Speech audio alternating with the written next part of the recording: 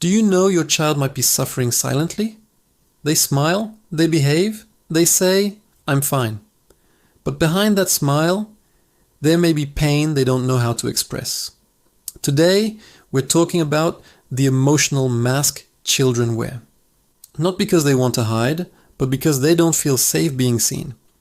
This video is not only for parents, it's also for adults who learned very early in life that their feelings were something to be hidden. Children are not born emotionally closed. They cry freely, they laugh loudly, they express everything. But slowly, through words, reactions and silence, they learn one painful lesson. My feelings are too much. And that's where emotional suppression begins. The emotional mask is when a child looks okay on the outside but feels broken on the inside. You ask, "How was your day?" They say, "Fine." But at night, they cry alone. When children feel their emotions are ignored or judged, their brain goes into survival mode. Hide your feelings. Stay safe. This mask protects them in childhood, but harms them for life. Why do children hide their feelings? 1. The stop crying culture. When a child hears, "Stop crying. Be strong." It's not a big deal. They don't become strong. They become silent. They learn, "My feelings are wrong." 2. Comparison and judgment. Why are you so sensitive? Your sibling doesn't act like this. Slowly, the child thinks, "Being myself is not acceptable." 3. Emotionally busy parents. Most parents aren't cruel. They're tired, they're stressed, they're busy, and the child learns to say nothing because silence feels easier than rejection. The long-term effects of emotional suppression. 1. Anger without explanation. Unexpressed sadness often turns into anger. 2. Anxiety and overthinking.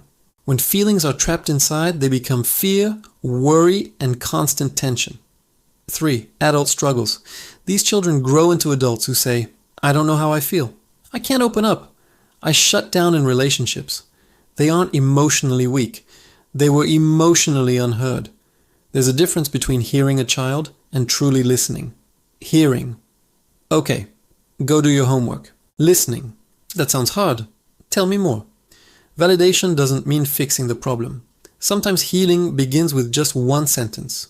Your feelings make sense. How to create emotional safety. 1. Name the emotion. It seems like you're hurt. You look disappointed. This teaches children emotional language. 2. Be a listener, not a fixer.